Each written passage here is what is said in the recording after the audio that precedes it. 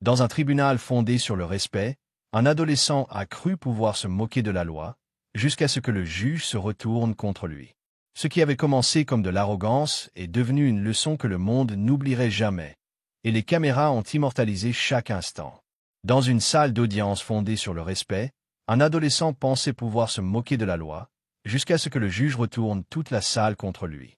Ce qui avait commencé comme de l'arrogance devint une leçon que le monde n'oublierait jamais, et les caméras capturèrent chaque seconde. La salle d'audience était silencieuse, suspendue dans cet étrange silence qui précède la rupture. Chaque siège était occupé, l'air lourd du léger bourdonnement des caméras et du brouhaha des papiers.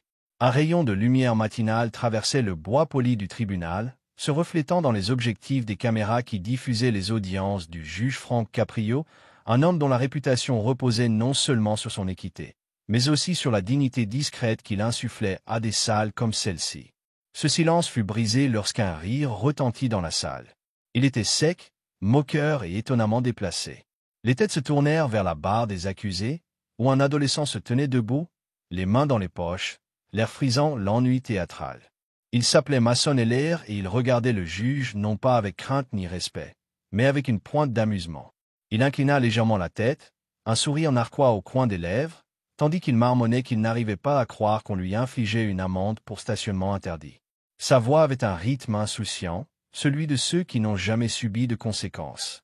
Il parlait comme s'il s'adressait à un père, et non à un homme de plusieurs décennies son aîné qui avait passé sa vie à faire respecter la loi. Chaque mot était lancé comme un défi, imprégné d'une arrogance qui rendait le silence de la salle d'audience étouffant.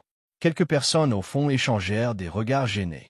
L'huissier se redressa légèrement, sentant la tension. Au deuxième rang, une femme d'âge moyen, la mère de Mason, était assise, les mains si serrées que ses jointures en étaient blanches. Elle murmurait à voix basse, à peine audible, exhortant son fils à s'arrêter avant qu'il ne franchisse une ligne qu'il ne pouvait franchir. Mais Mason ne l'entendit pas. Ou peut-être l'entendit-il, et c'est précisément pour cela qu'il releva le menton, faisant comme si la scène lui était insupportable. Le juge Caprio ajusta lentement ses lunettes, un petit mouvement délibéré qui ramena l'attention du public sur le banc. Son regard était fixe, patient et attentif, comme on observe un orage se former au loin, sans hâte mais conscient du danger. Il avait vu des milliers d'accusés, des novices effrayés aux récidivistes endurcis, mais il avait rarement rencontré quelqu'un d'aussi jeune, aussi sûr que le système ne pouvait pas l'atteindre. Mason se laissa aller en arrière, ses baskets grinçant faiblement sur le sol du tribunal, comme si même se tenir debout correctement était trop difficile pour lui. Il marmonna quelque chose comme quoi tout cela était pour des visionnages télévisés, une pique destinée à piquer, une tentative de saper la réputation de gentillesse du juge à la télévision. Quelques halètements parcoururent la galerie. Ce n'étaient pas seulement les mots, c'était l'audace même qui les sous-tendait. On ne parlait pas ainsi au juge Caprio. Le juge resta immobile, les mains jointes, l'expression indéchiffrable. Il n'avait pas besoin d'élever la voix pour dominer la salle. Au lieu de cela, son silence commença à faire le travail à sa place. C'était le genre de silence qui faisait bouger les gens sur leur siège, les faisait prendre conscience de leur propre respiration, faisait que le coupable, s'il était capable d'avoir honte, commençait à la sentir remonter le long de sa colonne vertébrale. Mais le visage de Mason ne trahissait aucun malaise. Son sourire narquois réapparut, presque comme s'il se nourrissait de l'attention, des caméras, des doux murmures qui se répandaient dans la salle. L'espace d'un instant, Caprio regarda au-delà de la défiance et aperçut la silhouette d'un garçon, 18, peut-être 17 ans encore tiraillé entre la jeunesse et l'arrogance, façonné par le privilège et l'illusion de l'immunité. Le juge siégeait depuis assez longtemps pour savoir qu'un tel manque de respect était rarement dû à la seule malveillance. Il résultait d'une protection trop longue, préservée du poids des choix. Les lèvres tremblantes de la mère, le ricanement du fils, tout cela racontait une histoire inutile. Caprio se pencha légèrement en avant, les yeux plissés, non pas par colère, mais par une pointe de déception. Sa voix, lorsqu'elle se fit entendre, était basse et égale, de celle qui avait plus de poids que des cris. Il dit à Mason qu'il avait beaucoup à apprendre, l'appelant « fils », non par familiarité, mais par un ordre discret. Mason leva les yeux au ciel et rit sous cape, rejetant l'avertissement comme s'il était une nuisance. Il ne remarqua pas le subtil changement dans l'air, la façon dont les spectateurs se redressèrent, les yeux de sa mère se larmoyant de larmes, la façon dont même l'huissier semblait expirer lentement comme s'il se préparait à ce qui allait suivre. Le rire qui avait déclenché cette confrontation sonnait désormais creux, comme un écho qui ne savait où se poser. Caprio ne répondit pas immédiatement. Il se contenta de regarder le garçon, mesurant soigneusement son silence, le laissant s'éterniser suffisamment pour que la salle en ressente le poids. Quelque part dans ce silence, les caméras captèrent une lueur dans les yeux du juge, non pas de l'indignation, mais de la détermination. Au premier rang, un jeune homme murmura quelque chose à son compagnon, se rappelant peut-être que Caprio était connu non seulement pour sa justice, mais aussi pour ses leçons qui perduraient. Chaque jugement, chaque réprimande, chaque geste de compassion était conçu non pas pour humilier, mais pour éclairer. Mason, cependant, prit ce calme pour de la faiblesse. Il croisa de nouveau les bras et leva les yeux vers le plafond, image de la rébellion juvénile se découpant sur le solennel bois et cuivre de la salle d'audience. La lumière reflétait faiblement son sourire narquois sur la table polie devant lui. Sa posture en disait long, il se croyait intouchable. Caprio l'observa un long moment avant de reprendre la parole, d'un ton plus doux qu'auparavant, presque pensif. Il commença à raconter, non pas comme un sermon, mais comme une observation, comment chaque salle d'audience raconte une histoire, non pas de lois enfreintes, mais de leçons ignorées. Ces paroles s'adressaient à tous les auditeurs, même si Mason ne semblait pas s'en rendre compte. Pour la plupart des personnes présentes, il était clair qu'il ne s'agissait plus d'une simple amende de stationnement. Il s'agissait d'un conflit entre humilité et arrogance, un rappel vivant de ce qui se passe lorsque le droit rencontre l'intégrité. Devant le palais de justice, le soleil du Rhode Island brillait à travers les vitraux, dessinant des traînées d'ambre sur le sol de marbre.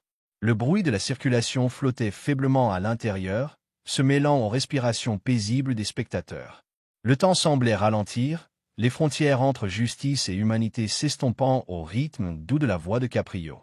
L'arrogance du garçon, la honte de la mère, la patience du juge, tout cela est devenu le fil conducteur d'une histoire qui se déroulait non seulement dans la salle d'audience, mais sur chaque écran qui allait bientôt rediffuser ce moment.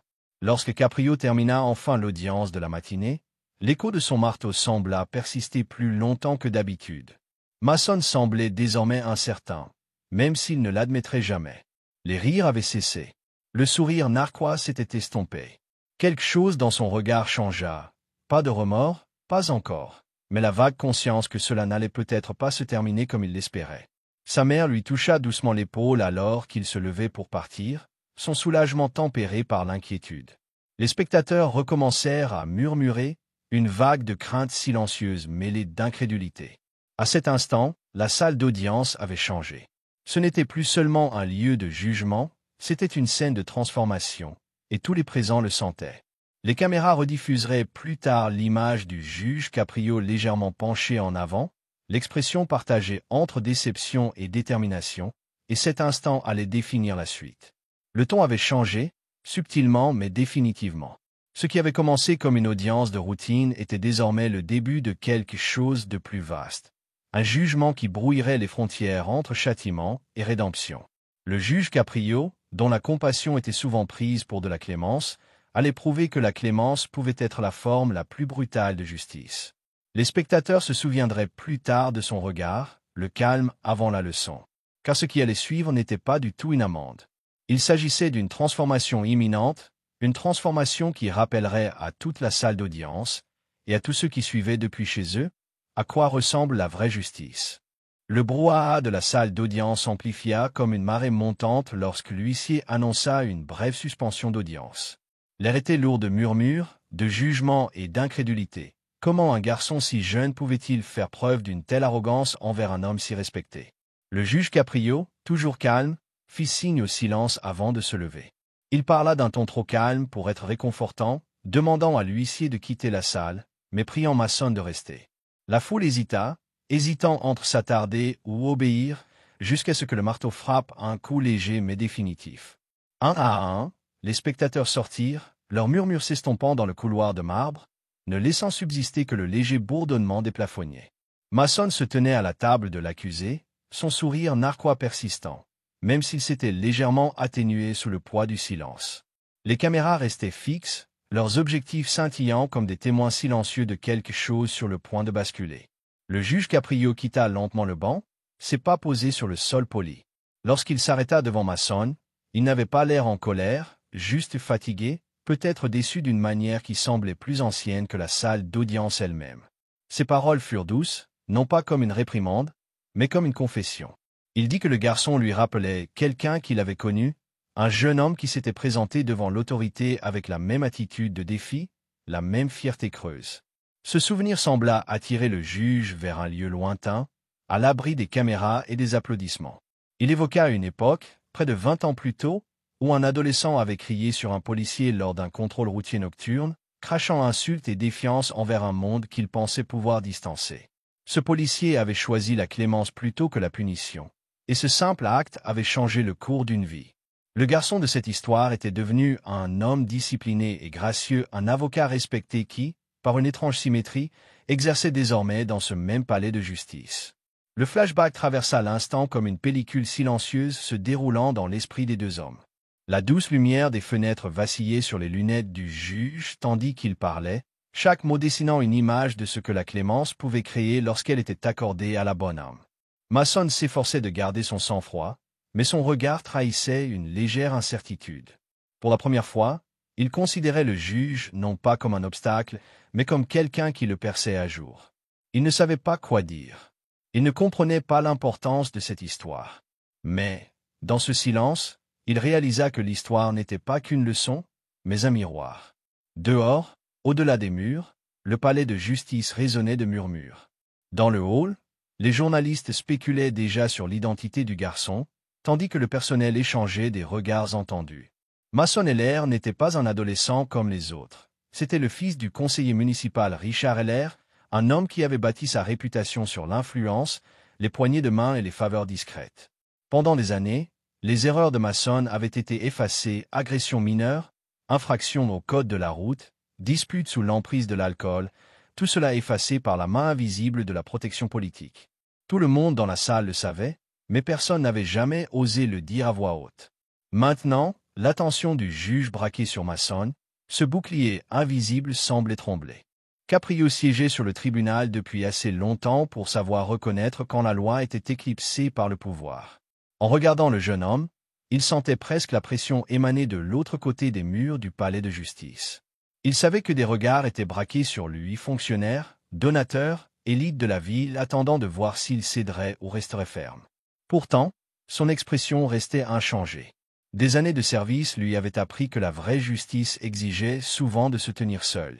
Il continua de parler, mêlant souvenirs et principes dans un monologue lent et posé. Il affirmait que la clémence n'était jamais une faiblesse, que l'humilité était un signe de vraie force et que la loi n'existait pas seulement pour punir, mais pour enseigner. Mason écoutait avec un détachement forcé, feignant l'indifférence alors même qu'un malaise s'éveillait sous la surface.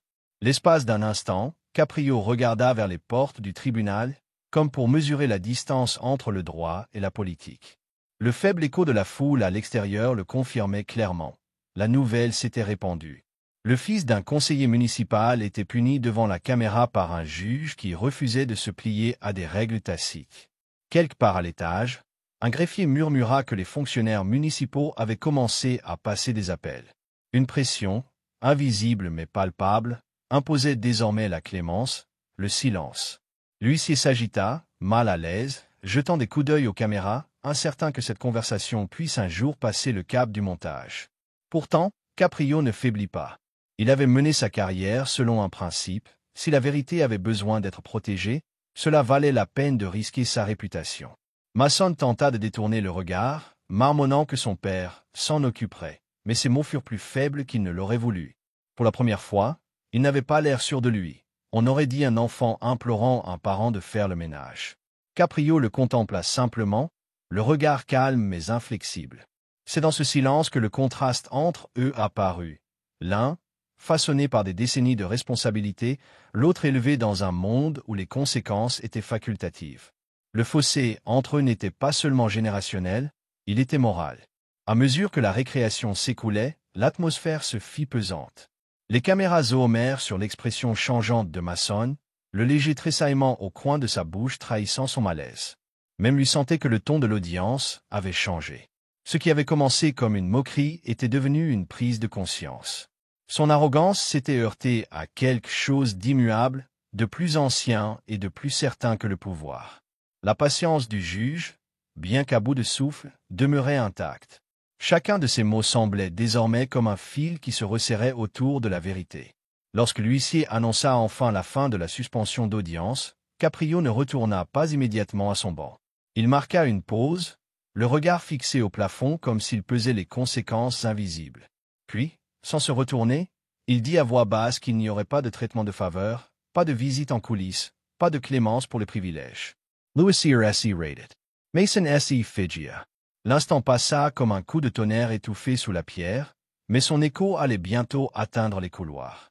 Caprio rajusta sa robe, passa une main sur le bois poli de son bureau et reprit sa place. Les spectateurs revinrent en rang, murmurant en prenant place.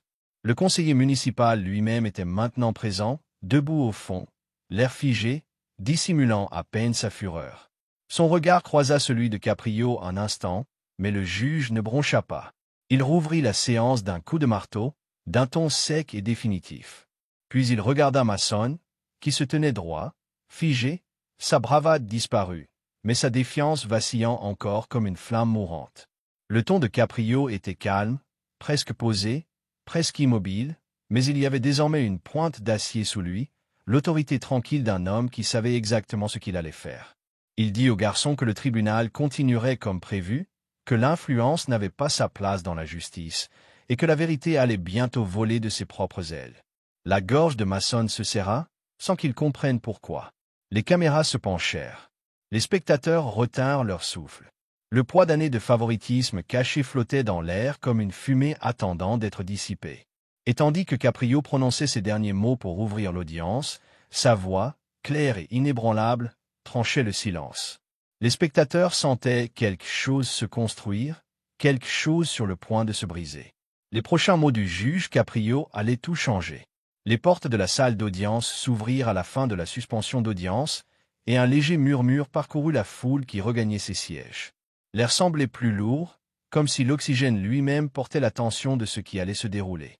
Le juge Caprio était assis, immobile, à son banc, sa robe tombant en plis nets sur ses épaules, les mains posées silencieusement sur un dossier en papier craft.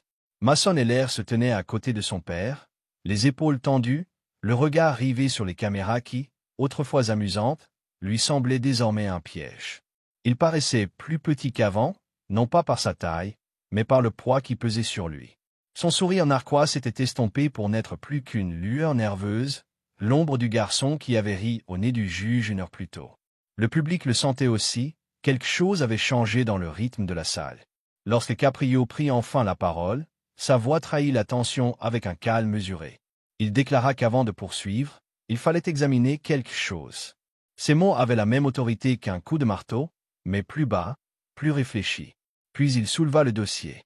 Le bruit du fermoir qui s'ouvrait résonna faiblement, et la gorge de Mason se serra tandis qu'il avalait. Le juge ne le regarda pas d'abord, il jeta un coup d'œil aux écrans sur le côté de la salle d'audience et fit un signe de tête au technicien. Un écran s'alluma. Il affichait un rapport de police, granuleux mais lisible, avec le nom de Mason imprimé en haut. Puis un autre. Et encore un autre. Les rapports détaillaient une liste d'incidents qui allaient bien au-delà d'une simple contravention de stationnement. Trouble à l'ordre public. Vandalism. Une altercation physique devant un restaurant du centre-ville. Chacun portait la mention « résolu », mais jamais au terme d'une procédure formelle. Mason serra las macoiras. Il entendait le léger froissement des papiers tandis que Caprio parlait, non pas d'un ton accusateur, mais avec cette sérénité pesante qui donnait à chaque mot l'impression d'une vérité enfin révélée au grand jour. Il disait que toutes ces affaires avaient été classées sans suite, chaque amende effacée, chaque avertissement réduit au silence. Puis, le juge tendit le dossier à Mason. Ses gestes étaient assurés, presque solennels, comme s'il transmettait un fardeau plutôt qu'une preuve. Il lui dit d'y jeter un coup d'œil. Mason hésita, la main légèrement tremblante lorsqu'il la prit. À l'intérieur, les papiers étaient soigneusement rangés, découpés et étiquetés. Mais ce qui le frappa le plus, ce ne furent pas les mots, mais les images. Il y avait des images de vidéosurveillance, il criait sur un vendeur dans un magasin, il bousculait un autre élève lors d'une fête scolaire, il riait lorsqu'un agent de stationnement le suppliait de déplacer sa voiture. Son sourire narquois se désintégrait à chaque page tournée. Le son de sa respiration devint faible, audible même dans le silence qui suivit. Le juge a demandé au technicien de diffuser une vidéo à l'écran. La salle s'est assombrie au début de la séquence. L'image montrait Mason, 2 ans plus jeune, plein d'assurance, se moquant d'un policier lors d'un contrôle routier. L'agent avait patiemment souri, lui avait fait signe de partir et n'avait jamais déposé de rapport. La salle d'audience observait en silence, le poids du privilège et de l'impunité se déployant sous leurs yeux en couleur vive. Puis vint le moment inattendu. La caméra capta Mason en train de rire, se vantant auprès de ses amis que son père allait tout faire disparaître. Le garçon à l'écran était suffisant et intrépide. Le garçon dans la salle d'audience ne l'était pas. Le garçon à l'écran était suffisant et intrépide. Le garçon dans la salle d'audience ne l'était pas. Des halètements parcoururent les rangs. Les murmures commencèrent à s'amplifier, comme le vent dans les feuilles sèches, puis se transformèrent en une onde sonore. Le père de Mason remua sur son siège, le visage blême sous les lumières du tribunal. Il fixait l'écran comme s'il voyait son fils pour la première fois. Il essaya de parler, de protester, de se défendre, mais aucun son ne parvint. Son autorité, son pouvoir, l'armure polissée de la politique, tout cela semblait inutile ici. Les caméras capturèrent l'instant à la perfection. Les lèvres du conseiller s'entr'ouvrirent, sa main se resserrait autour de sa mallette, sa posture se contractait tandis que le juge reprit la parole. La voix de Caprio resta ferme, inflexible. Il déclara que chaque fois que quelqu'un était intervenu pour effacer les erreurs de Mason, on lui avait volé la chose la plus précieuse qu'un jeune homme puisse avoir, la chance de grandir, d'être responsable, de se regarder en face. Les mots restèrent suspendus dans l'air comme des versets bibliques, et l'espace d'un instant, personne n'osa respirer. Mason baissa les yeux au sol, le visage rouge comme une tomate, non seulement de honte, mais aussi de l'effondrement soudain de l'illusion dans laquelle il vivait depuis des années. Puis, un bruit rompit le silence, le claquement lent et mesuré de chaussures sur le marbre. Les portes du tribunal s'ouvrirent à nouveau et un homme entra. Sa présence transforma la salle entière. Il était grand, vêtu d'un costume gris anthracite, son visage calme mais familier. Pendant un instant, les caméras peinèrent à le reconnaître. Puis le déclic se fit. Il était l'homme du récit précédent du juge, l'adolescent qui avait un jour insulté un policier, qui avait bénéficié de clémence et qui avait transformé cet instant en une vie de service. La transformation était presque poétique et ne passa pas inaperçue. L'homme s'approcha de la barre et s'adressa à la cour, d'un ton respectueux mais inébranlable. Il raconta qu'il s'était un jour trouvé à la place de Mason, en colère, convaincu que le monde lui devait quelque chose. Il expliqua qu'il avait fallu la clémence d'un homme, un acte de vérité, pour changer le cours de sa vie. Et il avertit que la clémence sans responsabilité n'était pas du tout de la bonté, mais du poison. Ses paroles étaient douces, mais frappaient comme un marteau sur du verre. Les caméras captaient chaque syllabe, chaque lueur d'expression sur le visage de Mason. Il ne pouvait plus lever les yeux. Le juge Caprio écoutait en silence, les mains jointes. Lorsque l'avocat eut terminé, il hocha la tête, comme pour affirmer quelque chose que lui seul comprenait. La salle d'audience était l'image d'un silence stupéfait. Même le conseiller municipal semblait incapable de bouger, sa prise sur le siège se resserrant comme s'il s'accrochait à quelque chose qui n'existait plus. Le garçon qui était entré avec arrogance tremblait maintenant, le visage pâle, les lèvres tremblantes sous l'effort pour contenir le tourbillon de peur et d'humiliation. Caprio reprit la parole, s'adressant cette fois à toute la salle. Il déclara que le pouvoir et la protection ne signifiaient rien s'ils dressaient des murs entre les gens et la vérité. Il affirma que la justice, lorsqu'elle est bien faite, n'était ni spectacle ni punition, mais évolution. Et parfois, l'évolution exigeait de dissiper tout mensonge au préalable. Ces mots blessèrent profondément. Même ceux qui étaient venus par curiosité dans l'auditoire se retrouvèrent penchés en avant, captivés par quelque chose de brut et de réel. Pour la première fois, les yeux de Mason se remplirent de larmes. Non pas des larmes de performance, ni des larmes enfantines, mais celles qui jaillissent lorsque la vérité coince enfin une personne qui n'a plus où se cacher. Son père tendit la main, mais le garçon recula légèrement, comme honteux d'être vu, même par l'homme qui l'avait toujours protégé. Les caméras captèrent également ce mouvement, un bref instant de silence qui en disait plus long que n'importe quelle excuse. Dehors, les cases de reportage se rassemblaient déjà. Les journalistes avaient eu vent qu'il se passait quelque chose d'inhabituel à l'intérieur, quelque chose de plus qu'une simple audience de routine. Le personnel dans le hall murmurait que le juge Caprio marquait une fois de plus l'histoire, non pas en punissant, mais en révélant. Les images de la salle d'audience circuleraient plus tard en ligne, montrant l'expression figée de Mason, incrédule, le regard calme du juge impassible tandis que la vérité éclatait. Mais dans la salle d'audience, il n'était pas encore question de gros titres. Il était question de silence, celui qui suit la révélation. L'arrogance de Mason s'était transformée en quelque chose de fragile, d'humain. Le garçon qui s'était moqué de la justice se tenait maintenant face à elle, dépouillé de tout ce qui le faisait autrefois se sentir intouchable. La tension s'est dissipée, non pas par des cris ou un spectacle, mais par cette conscience silencieuse que le monde avait basculé sous ses pieds. Et pourtant, alors que la salle d'audience commençait à s'essouffler, chuchotements, yeux écarquillés, flash des caméras, le juge Caprio ne bougea pas. Il n'en avait pas fini. Le poids de son regard le confirmait. Il restait quelque chose de non dit, quelque chose qui porterait cet instant bien au-delà de ses murs. La foule le sentait venir, l'acte suivant de cette leçon qui allait non seulement définir le destin du garçon, mais aussi se propager à travers la ville. Mais le juge Caprio n'avait pas encore terminé, et sa suite fit la une des journaux. Le silence qui s'était installé dans la salle d'audience après les révélations semblait plus pesant que n'importe quel verdict. Les écrans s'étaient éteints, les murmures s'étaient estompés, et seul le tic-tac rythmé de l'horloge accrochée au mur du fond emplissait le silence. Mason et l'air se tenaient figés devant le banc, sa posture autrefois assurée s'étant maintenant affaissée, ses yeux baissés mais se levant régulièrement vers l'homme qui venait de dévoiler son monde précieusement protégé. Le juge Frank Caprio se pencha légèrement en avant, les coudes appuyés sur le bord du banc, le regard fixe mais sans cruauté. La lumière qui traversait les hautes fenêtres éclairait le bois poli d'un or doux, projetant de longues ombres sur le sol de la salle d'audience, et dans cette lueur, la voix de Caprio était basse mais ferme. Il dit qu'il n'était pas là pour punir le garçon, mais pour le sauver de cette version de lui-même qui croyait que les règles ne s'appliquaient pas. Ces mots ne contenaient aucune colère, seulement une vérité lasse, et tandis qu'il résonnait dans la pièce, quelque chose se brisa sur le visage de Mason. Ses lèvres s'entr'ouvrirent comme pour répondre, mais aucun son ne suivit.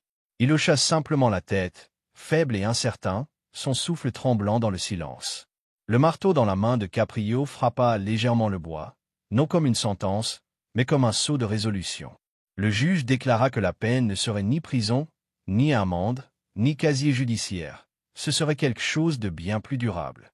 Mason devait effectuer 100 heures de travaux d'intérêt général au centre d'accueil pour mineurs de la ville, sous la surveillance directe de celui-là même qui l'avait remplacé 20 ans plus tôt.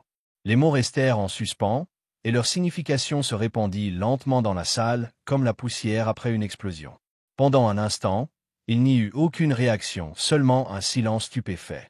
Puis un léger frémissement au dernier rang, un soupir, un murmure d'incrédulité. Ce n'était pas la punition attendue.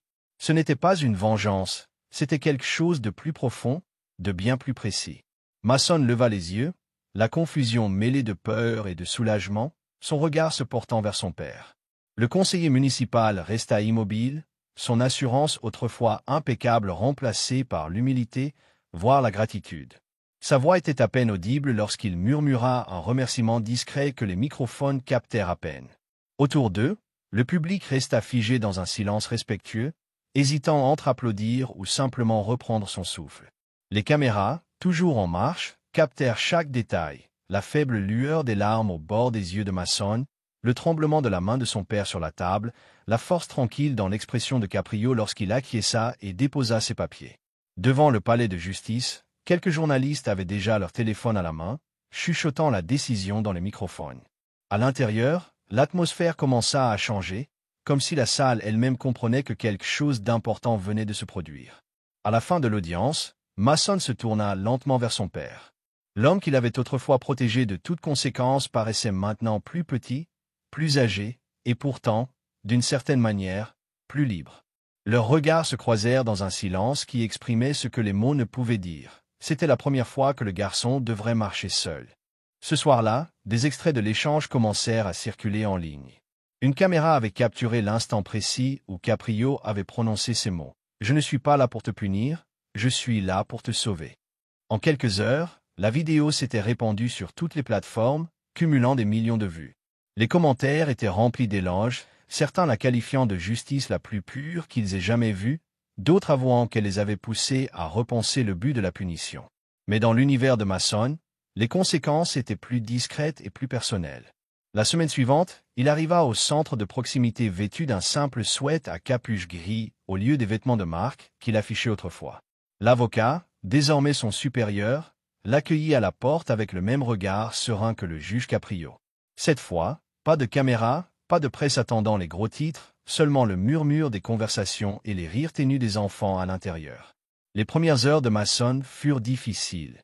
Il peinait à s'adapter au rythme des lieux, tâtonnant entre des tâches comme ranger les vêtements donnés, nettoyer les tables et rester assis en silence pendant que les jeunes bénévoles partageaient leurs histoires d'erreurs et de secondes chances. Au début, il parla à peine. Mais à mesure que les jours se transformaient en semaines, quelque chose commença à changer. Son silence ne ressemblait plus à de la honte, mais à de la réflexion. Il se mit à rester plus longtemps que nécessaire, à poser des questions, à participer à des projets, et même à participer à des discussions sur l'empathie et les choix. L'avocat ne lui fit jamais la leçon, ne lui rappela jamais qui il était. Il se contenta de travailler à ses côtés, laissant le garçon trouver son propre rythme, sa propre compréhension. Pendant ce temps, la ville suivait ses progrès. Les chaînes d'information revinrent sur l'affaire des semaines plus tard, la présentant comme une histoire inattendue de rédemption. Des images apparurent montrant Mason aidant à repeindre les murs du centre communautaire, riant avec des enfants qui avaient eux-mêmes connu des difficultés. Sur une image, prise par le téléphone d'un bénévole, on le voyait distribuer de la nourriture dans un refuge, les manches retroussées, une trace de peinture encore visible sur son avant-bras. Cette image redevint virale, non pas par son côté spectaculaire, mais par sa sincérité discrète. On commença à dire que la justice n'avait jamais semblé aussi humaine.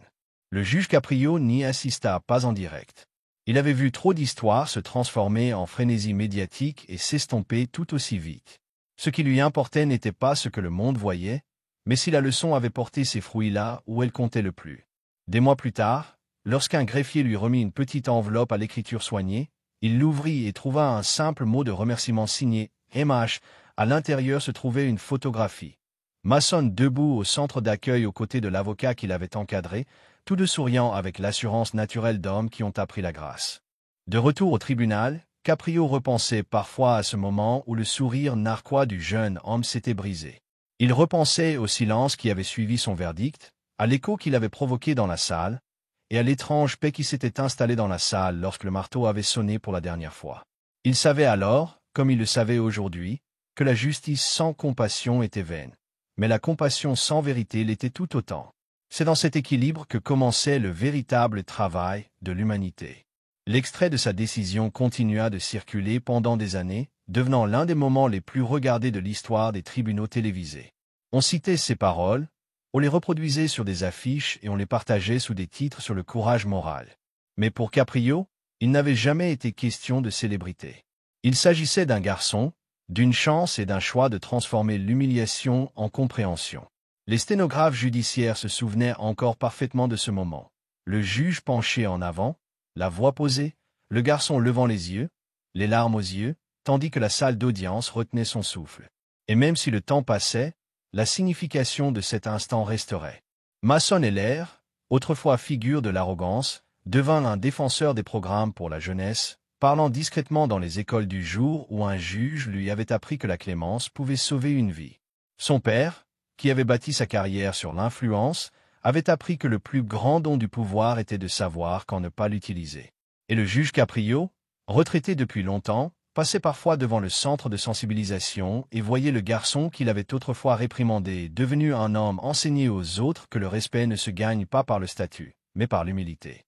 Alors que l'histoire se termine, la caméra de l'imagination s'éloigne de ce petit palais de justice du Rhode Island, là même où l'arrogance s'est tue et où la compréhension a commencé. La voix du narrateur s'estompe doucement, faisant écho à la leçon qui a tout déclenché. Parfois, la plus grande punition est la chance de changer. Si vous croyez que le respect peut reconstruire n'importe qui, abonnez-vous, partagez cette histoire et rappelez au monde ce qu'est la vraie justice.